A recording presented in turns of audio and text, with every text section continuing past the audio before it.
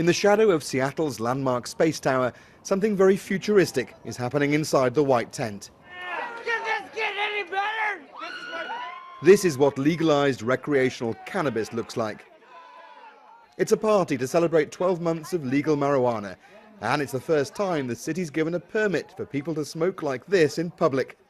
There's a lot more to this than just letting people who've been smoking dope for years suddenly start doing it legally. It costs a huge amount of money to put and keep tens of thousands of people in prison because of marijuana offences. More than half of America already supports legalization. Let's face it, which state wouldn't want the taxes? A multi-billion-dollar industry is growing out of what they call the green revolution. There are licensed producers, distributors and retailers, but it's complicated because the US federal government still considers it a Category 1 controlled substance, like heroin or cocaine, so they can't use banks. It's an industry that is cash only, and really to get this out of the black market, put some legitimacy around it, you really need the banking industry to hold on to this, for loans, for security of purchases. This particular strain is really great for a variety of things, headaches, cramps, stomach soothing type things, and again, anything with pain. Can you make a comparison between this and, let's say, alcohol in terms of strength? Yes. Okay, so these are going to be more like a light beer. Okay. This is going to be more like a whiskey. Okay. Angel Swanson used to be avidly anti-cannabis, but now keeps all kinds of medical marijuana products, from cookies to creams, sweets to cupcakes. As soon as a license comes through, she'll be selling it for recreational use as well. I believe sincerely that it can be both things. I wasn't there before, I am now. I think this is a moneymaker. I think that I have 6 or 7 people a day who are not patients who come into my shop. When can you sell to me?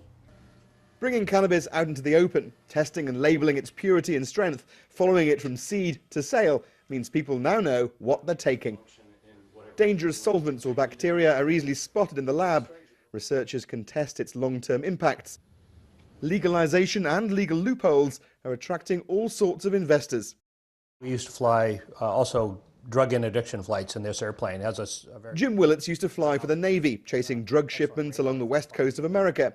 He'd never touched drugs and even voted against legalization, but then realized there was money in it.